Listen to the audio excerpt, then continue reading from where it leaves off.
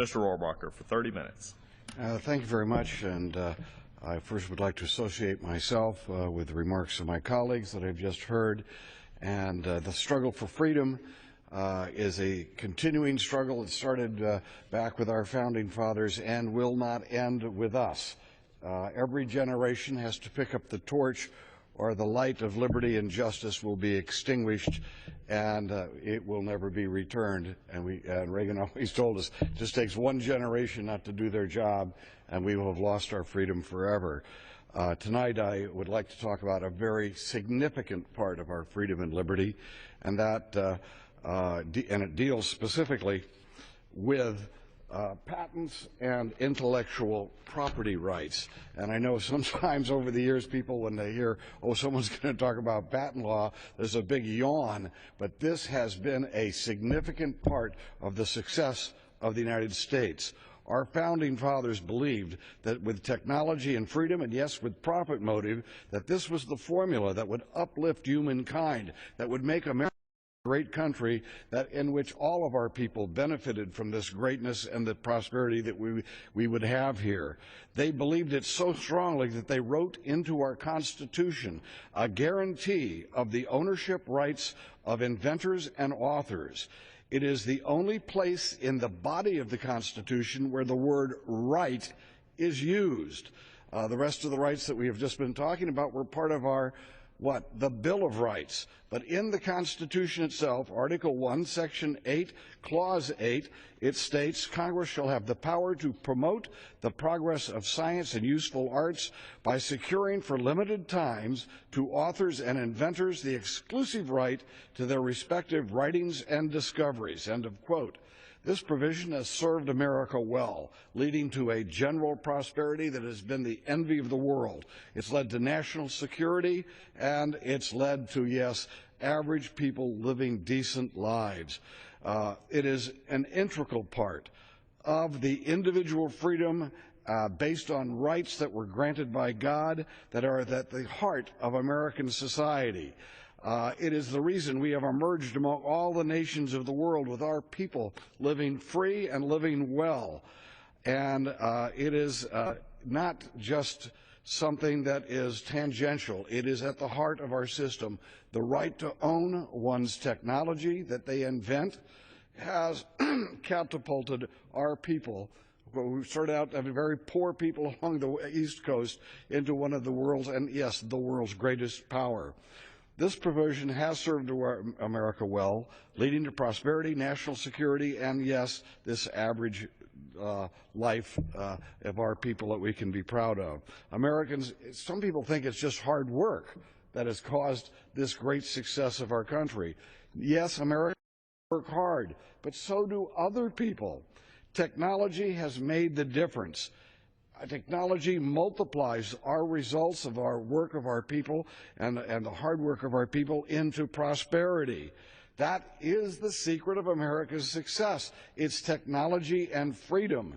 And yes, it was our strong patent system that made this difference. We have had a strong patent system since the founding of our country, as I just pointed out. Yet today, multinational corporations run by Americans want to diminish the patent protection that our country has had traditionally.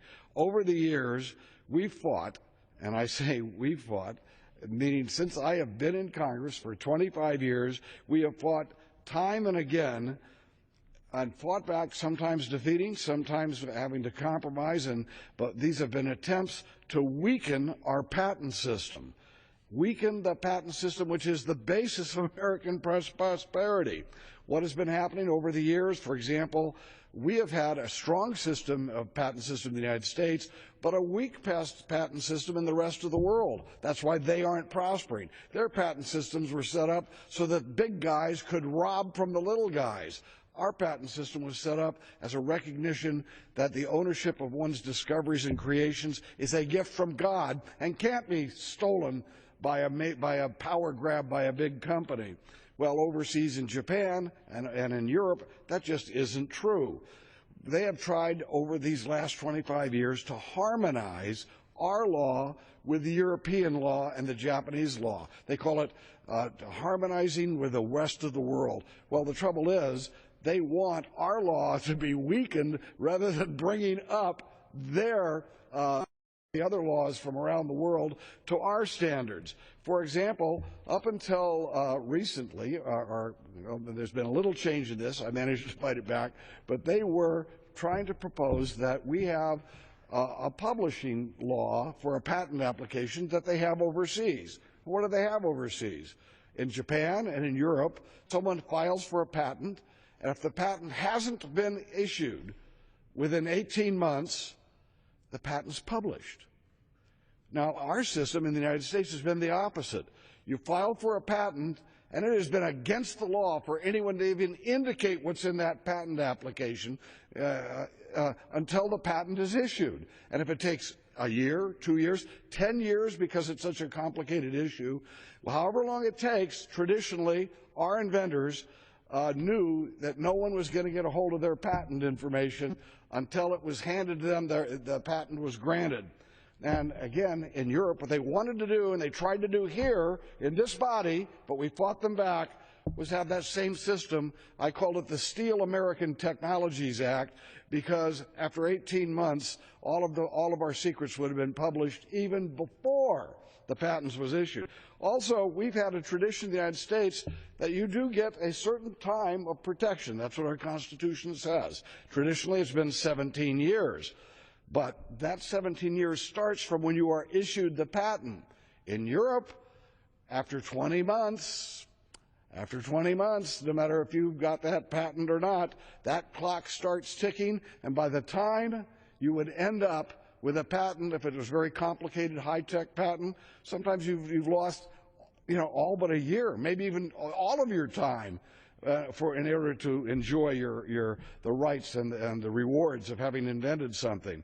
Under our system, again, that clock starts, but it only starts after you've been issued your patent, and then you get 17 years of guaranteed time. These people in these big major corporations were trying to change that. They were trying to emasculate the rights of American inventors, saying, oh, we need to harmonize with the rest of the world. Who would be doing such a thing, and why would they be doing it? The reason they were doing it is they want to steal from the American inventor the same way these big boys have been stealing from people in Europe and in Japan and inventors throughout the world. Well, let me once again note that for 25 years I have been finding myself fighting for the small inventors, struggling to defend the patent rights for these young, and maybe not young, maybe just people who are middle-aged and old as well, but people who are not people who have means, but people who have ideas, people who are creative, people who come up with the breakthroughs that have changed our way of life. Milo Farnsworth has a statue here, a man in Utah who invented the picture tube. RCA didn't invent it. RCA tried to steal it from him, and here's one man fought this all the way to the Supreme Court, and you know what? The Supreme Court sided with this one lower-income individual who, I might add, had to enlist people to invest in his court case against RCA in order to fight that case to the Supreme Court. And there is a statue in our Congress to Milo Farnsworth, the inventor. There's no statue to Mr. Sarnoff, who headed RCA and tried to steal that from him, knowing that he was stealing somebody else's invention so he wouldn't have to give credit to this hick from Utah. Well, supposedly there's always been some excuse that there's been used by these corporations, these multinational, not just national corporations, people who have businesses all over the world. Some of them are headed by Americans, some of them not. But even the Americans no longer think they have to watch out for the United States. They're watching out for their global interest of their company. Well, they have to have some reason, some excuse of why to take away or diminish the patent rights of our own people and to harmonize it with somebody else. Well, in the past, they have used the excuse of the submarine patenter. This is just one of the derogatory terms that they came up with in order to